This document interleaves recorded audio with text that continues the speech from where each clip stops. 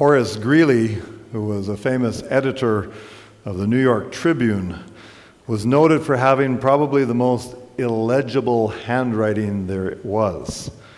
In fact, often he couldn't even himself read what he had written if it was a couple of hours since he had written it. His writing was so bad.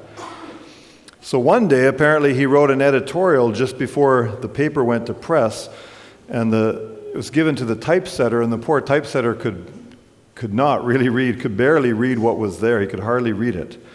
But because it was too late for correction, the editorial appeared in print with a number of outstanding errors, blaring errors. And when Mr. Greeley read it, he was absolutely furious. And he called in this typesetter and he fired him on the spot. And not only did he fire him, but he was so angry that he wrote for him a scorching letter in which he denounced him for all of his stupidity and incompetence. And he gave it to him. However, the problem was the note was written in his handwriting, and it was so terrible that the typesetter couldn't read it. He had no idea what it said. He couldn't read that he was fired, but he had been told that he was fired. So he set out to look for another job at the office of a rival newspaper. So he went to the other newspaper. The foreman at the other paper asked him, "Well, do you have any recommendations?" And he said, "Sure, I've got here a letter from Mr. Greeley." And he presented the letter in which Mr. Greeley had called him all sorts of names and said how terrible he was. And the foreman took the letter and he glanced at it. He couldn't read a word of what it said, but he figured it must be good. So he asked, "Well, how much are you making working for Mr. Greeley?" And the typesetter named a figure, and the foreman replied, "I'm going to give you $15 more a week. You can start tomorrow morning." Talk about a recommendation letter. Probably most of us have at one time or another needed a recommendation, right? Maybe you needed one when you were applying for a job. Maybe you needed one to get accepted to school, university, or something like that. Maybe even to rent an apartment, you needed a recommendation letter. I've written lots of recommendation letters in my life as a pastor, as someone who's worked as a camp director, assistant camp director. I've had the opportunity to write lots of letters. Someone from our church here recently asked if I would be a reference and write a letter. He was a smart young man because he wanted to find out first if I was going to write good things about him. That's a smart way, right? If you're going to get a recommendation, you might as well make sure it's a good one. But a recommendation from someone considered to be a credible reference, that's particularly, especially important when you're not known, right? But what about when your character and your abilities are known? You know, what if your parents demanded a written recommendation before they would hire you to work in their business? Wouldn't that seem a little bit unusual? Really? Mom and Dad? Come on, you know me. Or wouldn't you kind of wonder if your best friend refused to rent his house to you until he had first checked out 3 references that you've given on your fitness as a potential renter? Wouldn't you say, "What? You're supposed to be my friend"? It's kind of a strange situation, but that's sort of the situation that Paul found himself in with some of the Corinthian Christians. Now, apparently there were some people who had come to Corinth since the time that Paul had established the church there who were opposed to his ministry. They cast doubt on Paul's standing as an apostle, and they questioned his motives. And it seems that they had been able to get at least some of the members of the church there in Corinth to agree with them and say, "We don't know about that Paul character." These opponents of Paul who had sought to take over leadership of the church in Corinth, they were most likely a group of what we call Judaizing Christians. These were people who believed that Christianity should still conform to all of the practices of the Jewish religion. They claimed that Paul had no rightful authority in the church there in Corinth. Who is this Paul guy? Who is this guy trying to control the church? This guy who writes letters from afar, but he's afraid to come and visit in person. What kind of a person is that? And they would say that obviously he was only motivated by his own selfish interests. He wasn't man enough to show up, but he sure had a lot to say and try to control things. And these are the type of things that they were saying about him, accusing him of. Now, when Paul wrote the letter that we have in the Bible that we call 1 Corinthians, it probably wasn't the first time he ever wrote to them, but when he wrote 1 Corinthians from Ephesus, he had given the church members at Corinth some instruction and some counsel, and he also addressed with them some of the problems that they were having in their church. And they were having they were having some problems. They were a church that had some issues. But along with that, he also told them of a slight change in his plans. He had told them before that he was planning to come and visit them. And he told them in 1 Corinthians that he was still planning to come and visit them as he had earlier promised. He wasn't changing that, but instead of coming straight to Corinth, straight across from Ephesus, he told them that now things had changed a little bit and it was going to be a little bit delayed. He first had to travel up through Macedonia, the province to the north, and then he would make his way down to Corinth. So he said, I'm still coming, but it's going to take a little longer than I originally expected. So in the first couple of chapters of 2 Corinthians, the book in the Bible that we have that we call 2 Corinthians, this letter, Paul describes the concern and the anxiety that he felt after he had sent the letter we have as 1 Corinthians. He had anxiety and concern about how it would be received by the believers there in Corinth. And then he describes for them in 2 Corinthians, he describes his relief and joy when he met up with Titus up in Macedonia. And Titus gave him a good report. Titus told him about the positive reception that Titus had received and Paul's letter had received. So he said, I was so happy to get that report. But while it would seem that most of the Christians in the church at Corinth received Paul's letter favorably, there were still clearly those who didn't buy it. They were out to discredit him. They were against him, and they were trying to sabotage his role in the church. There was still a party against him. So now he's writing 2 Corinthians. He's up in Macedonia. He is on his way to go visit Corinth, and he's planning to soon come and visit them.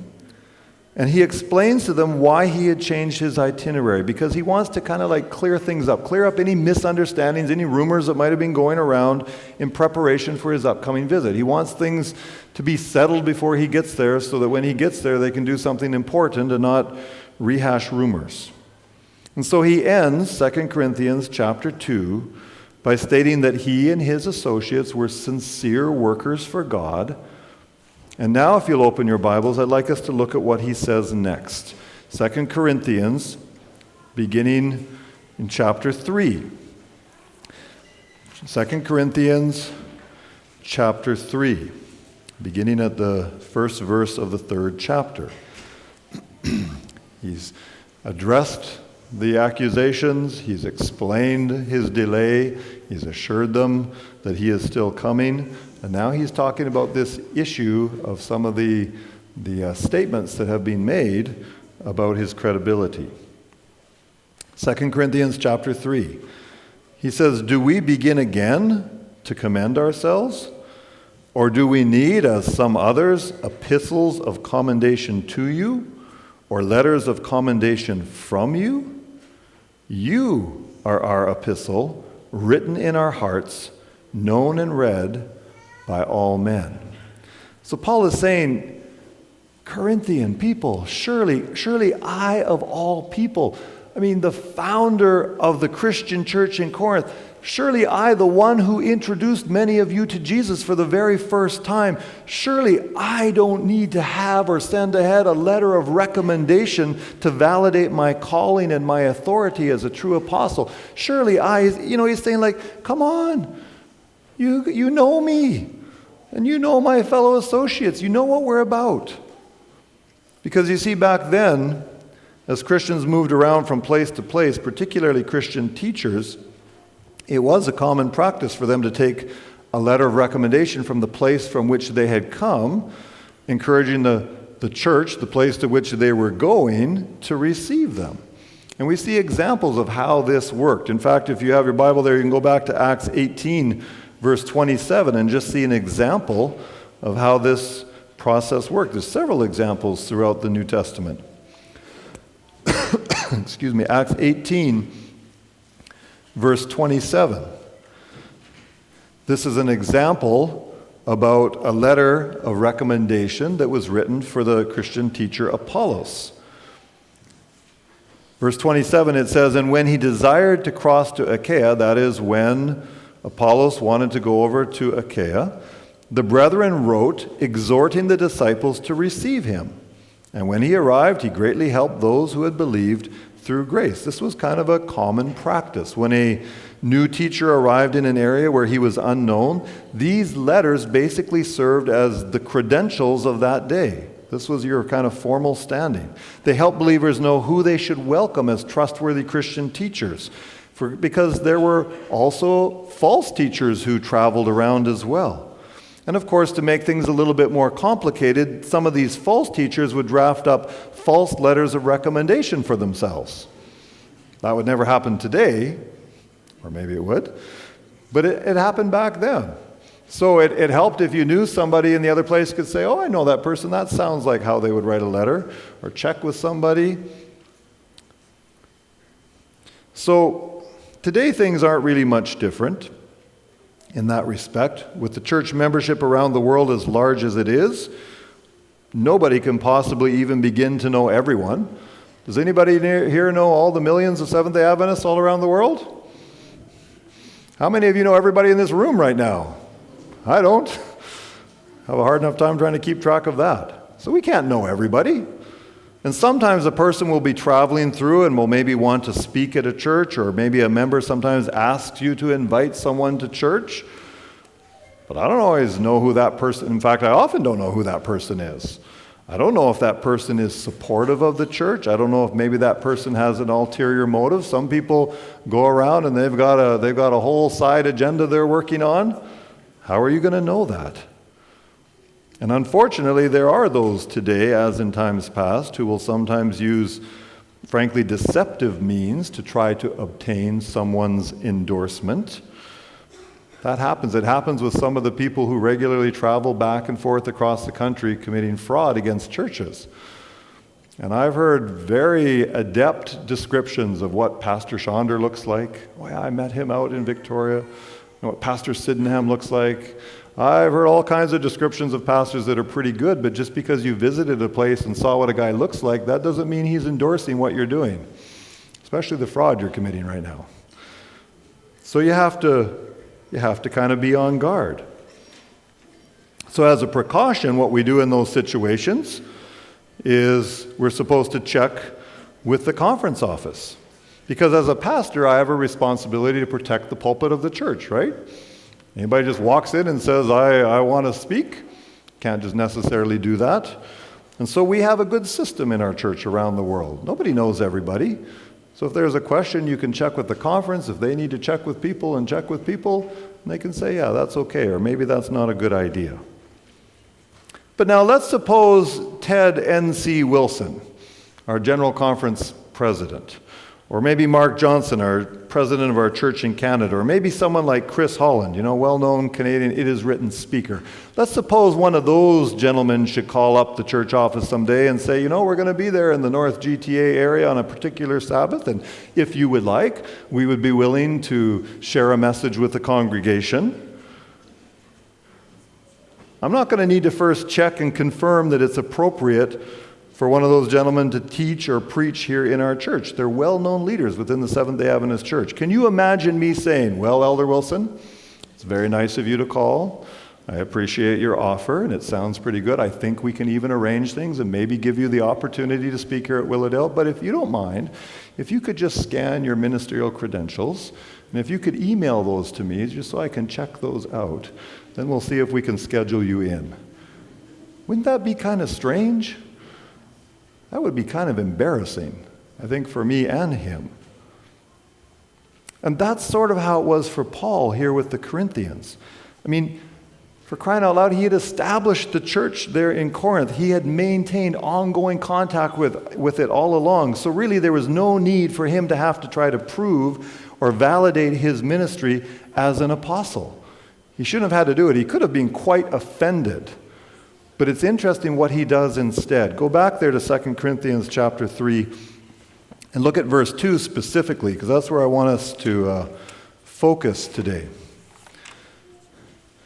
It's interesting what Paul says. He does point out, I really shouldn't have to be proving myself here. But then look what he says in verse 2. It's kind of unexpected. It's kind of unusual. 2 Corinthians 3 verse 2, he writes to them, excuse me, you are our epistle, written in our hearts, known and read by all men. Paul says to them, our letter of recommendation isn't a letter that's written on paper. It's figuratively speaking, actually a letter that's written on our hearts. And what is it that it's written there in the hearts of Paul and his associates? All the great things they could do, how great a preacher they were, whatever miracles they had done. No, what was written there, Paul tells the Corinthian Christians, he says, you are written on our hearts. This letter, in other words, contained the story of the Corinthian Christians themselves, and as a part of that story was the part that Paul and his fellow workers had played in the story of that church and those people. He said, that's my letter of recommendation. Now, it's not that Paul was against letters of recommendation, letters of introduction. We have several instances in the New Testament that we see that this was a regular thing that happened. In fact, in 1 Corinthians 4:17 and 1 Corinthians 16, verse 10, Paul includes such a recommendation for Timothy. Colossians 4:10, he refers to a letter of recommendation that was prepared for Mark. And you'll remember that even Paul himself in earlier times had needed the personal recommendation of Barnabas before the apostles would accept him and listen to him. That's recorded in Acts 9:27. So Paul wasn't against letters of recommendation. He wasn't saying this is a bad system. It was a good system. But he was saying, you Corinthians, come on. It's different with you. He was saying that he had something better than just a normal written letter that he could present. His apostleship and his authority in the Corinthian church was validated, he's saying, by his past experience with the church and by his ongoing experience with the church. In other words, his loving service to the church, the care and the interest that he had given in the past and that he was continuing to consistently give all of the way through, the impact that that had on the lives of those Corinthians, those are the things, Paul was saying, that are near and dear to my heart and near and dear to the heart of my associates who are working with me. In other words, their desire, their efforts to build up the church in Corinth, that was what was carried like a letter engraved on their hearts. And in fact, it was not just their desire, but it was the Corinthian believers themselves. He's saying, we continue to hold you in our hearts. We're not gone and forgotten. You're not out of our minds. You're not out of our care. And that's all the recommendation we should need. Now, Paul's previous letters and his upcoming visit revealed his continuing care for the Corinthians. In the first two chapters of 2 Corinthians, Paul has described his ongoing concern for and his ongoing interest in those specific Corinthian Christians, those believers. So he's saying to them, look if you think that I'm gone and out of the picture, I still carry you in my heart. You're still written there like a letter. And he presents as his letter of recommendation that reality. Remember that in his previous letter in 1 Corinthians 9:2, as Irene read for us from our scripture reading, Paul had basically already told them the same idea. He had said a similar thing when he said, you Corinthians are the seal of my apostleship. You know, as Seventh-day Adventist pastor, I have credentials. I normally don't carry them in my pocket, but I carry them in my wallet. And you probably can't see them from where you are, so I put them on the screen, just in case you've wondered, I wonder if this guy really should be here. Yeah, I've got some validity. On the back, you know, it says the Ontario Conference with the address and the phone numbers and website, except they have a mistake, actually. I noticed it says Kings Street. It's supposed to be King Street. And on the front, it has a little picture of me, and it says a ministerial credential to certify that Darren Godsoe is an ordained minister authorized to perform the duties of said office for the period ending December 31, 2017. So I'm good till the end of the year. I don't know what's going to happen after that, but hopefully I get another card. What these do is they go with the term of office. So they used to be 4-year cards. I should be getting a 5-year card, I hope, at the end of the year. It's got my marriage license for the province of Ontario on there, signature of the president, signature of the secretary. Handy little card to have. This week, Pastor Zam and I were at a hospital visiting, and on the way out, I was able to show this card, like in some hospitals, to the parking guy. I got free parking with this card. And that guy was interesting because he did what I've never seen any of them do before. He pulled this thing out and he looked at it and he looked at me and he looked at it and he looked at me and he said, "Yeah, that looks like you." And he said, "Who's that guy? Is he with you?" I said, "Yeah, he's with me." He said, "Okay." So I got free parking. So does this little card that I've showed you qualify me as a worthy pastor of the local church? First service, there was different answers to that, which was kind of interesting. Is the card important? I believe the card is important. I'm glad to have it. I think it does say something important. It says that I'm an ordained minister of this denomination in good standing. But is the card enough? Is having the plastic enough? So I think there's more to it than just this card. Because at the end of the day, for the role I'm in, it's really what's in my heart that really counts, right? And the reality is, I can carry the card, but I have to love the people I pastor. I have to love the people that I visit and talk with and the people I study with. I have to love the young people and the old people. I have to love the kids in my adopted class at Crawford, even though most of them aren't from my congregation. And that love can only come from God. I'm sure that I don't always express that love well, or as well as I should. And the fact is this, the reality is some days, some weeks, and even some months, it's easier to love the people I pastor than other times. You know, for most of you, the church is probably one part of your life. It might be a large part of your life, might be a small part of your life, depending what you're at or where you're at and what you're doing. But for me, it seems like the church is my life. My whole schedule revolves around the church schedule. My family's schedule revolves around the church schedule. Whatever's happening at the church affects me and my family. And since I grew up in a pastor's home, it's always sort of been that way for me. That's normal life for me. I don't even really know what it's like to live a different way. Whatever's going on with the church affects whatever is happening with us. And I'm okay with that. It's not a bad way to live.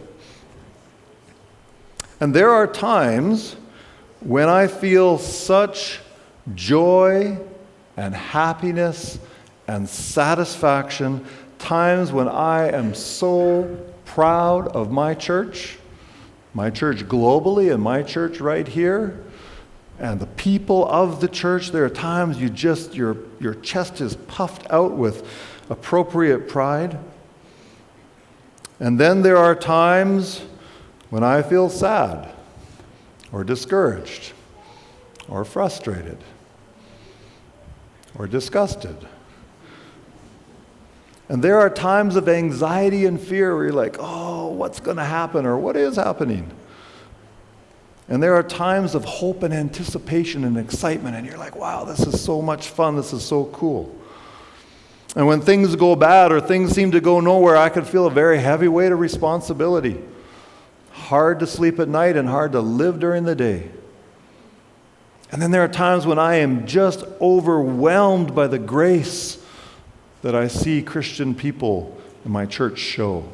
The grace and support that's shown to me or my family. It's times just like, wow, this is amazing. You got all that mix of reality.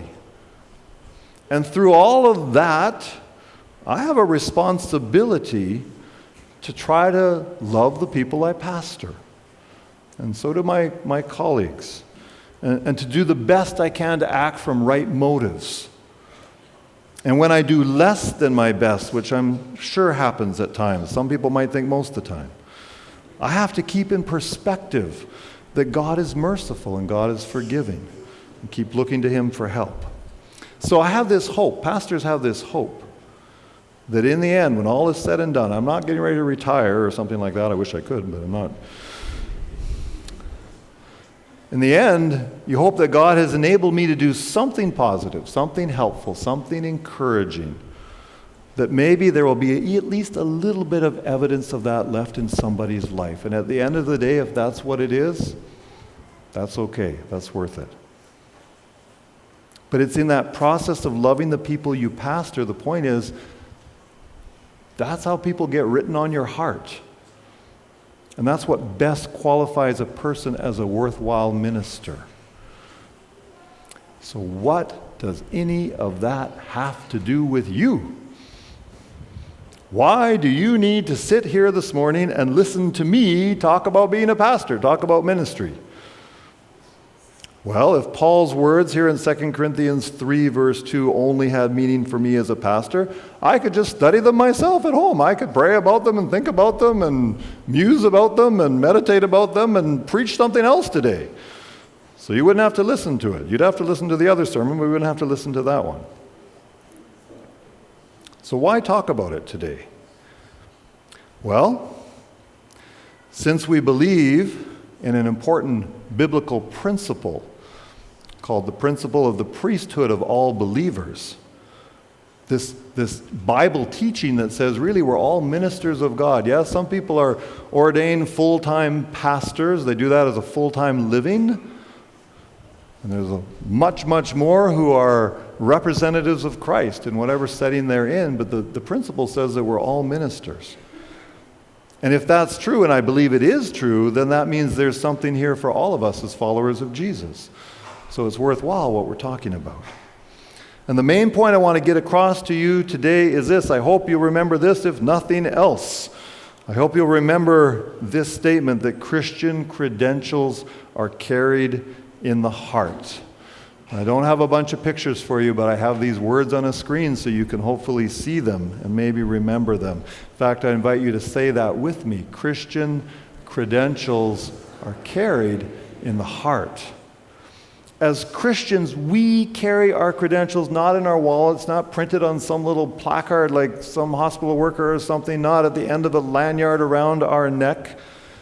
We carry our credentials written in our hearts, as Paul says, to be known and read by all men. What is it that makes you a certified, active Christian? What is it that recommends you as a useful disciple? What recommends you as a servant of Jesus Christ? It's the record written in your heart of your service and love for others on Christ's behalf. That's what does it. Yes, you may have a signed baptismal certificate. Yes, your name may be on the church membership list. There's like 1,260 or something of those on our list right here. And those things are good. Those things are important. In fact, did you know that when transfers of membership within the Seventh-day Adventist Church happen from one congregation to another, we follow an important procedure where a person is not entered into the membership list of the new church until a letter of recommendation is received from the old church verifying that the person is a member in good and regular standing. We used to do that with actual letters and put them in an envelope and put a stamp on it and pray that the postal system will work. Now we have, especially in North America, the e-Adventist system, and it's electronic and it's as simple as a little email, but it's the same thing. It's a recommendation coming from the other church to say, yes, this is a member from our church and we recommend him or her for your church. So yes, you may be an official church member. You may even hold one or more church offices. You may be on some committees. You may, whatever. You might have your name on the list of those sheets we passed out today, which hopefully you got and will keep. But the truth is there's probably more of you sitting right here who do not have your name on that list than do. And so being a credentialed Christian is not dependent on your title or your position or having a church office, because if you read the pastor's page, you'll find out that we need a whole lot more than the people on that list. If we just have the people on that list, we're frankly toast. What is it that is your recommendation as a Christian? What is it that validates you?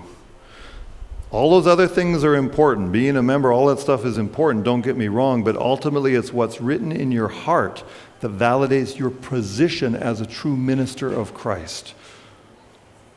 Does your heart hold evidence that you've been serving the Lord? Does your heart hold evidence? Not just, I did this and I helped with this program, but does your heart hold evidence?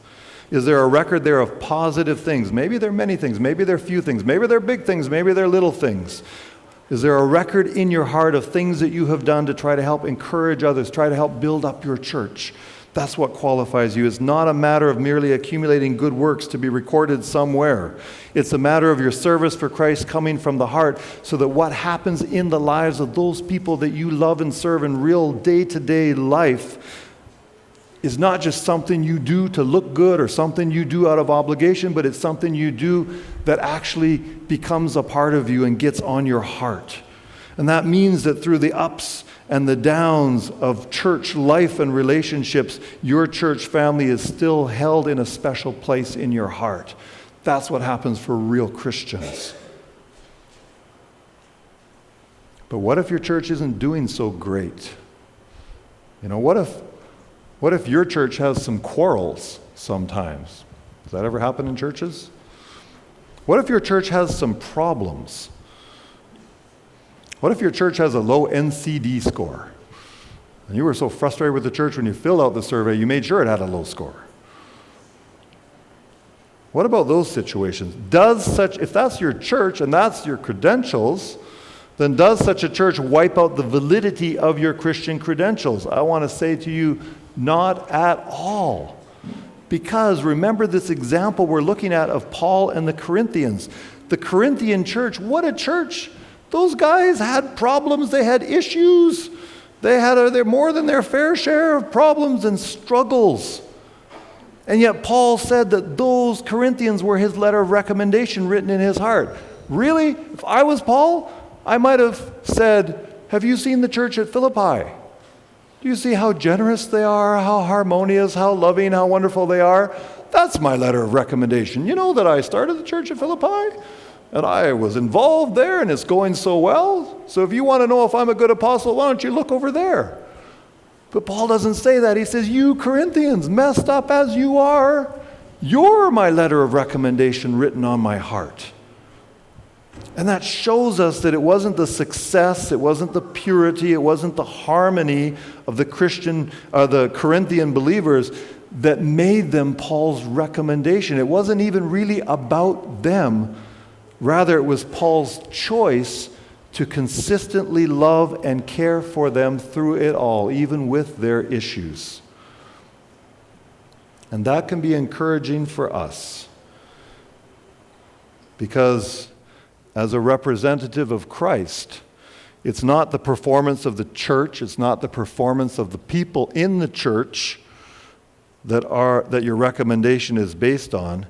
Rather, it's your willingness to hold those people in your heart. It's your willingness to continue to identify with those people in your church through the good and the bad times. And as you day by day act with genuine love and care, guess what? A letter of recommendation is being written in your heart to the glory of God. So at the end of the day, it's not about how good you are. It's not about how good your church is. It's about what God's doing in you to be a good part of it. Christian credentials are carried in the heart. And so what I want to say to you today, we're about to begin a new church officer term. 2-year term. And we have different roles within the church. But I want to encourage us today. Maybe you're starting to write yet another page of a long, long letter that you've been writing for years as you've been involved with this church and the ministry of this church and representing God's kingdom. And you've got a book almost, and you're writing another chapter. Keep doing so. The book is never too big. And maybe, frankly, for some of us, we're just starting with the first couple of sentences and you haven't been too engaged, but you have an opportunity to start writing on your heart a recommendation that validates your role as a Christian disciple of Jesus Christ. Whatever the case, however long the letter is, I want to urge you to let the Lord work through you in ways that will be worth inscribing on your heart, so that when all is said and done, you have a recommendation for any who are interested that gives all the glory to God and gives you continued reason to keep going and keep serving Him until He comes back.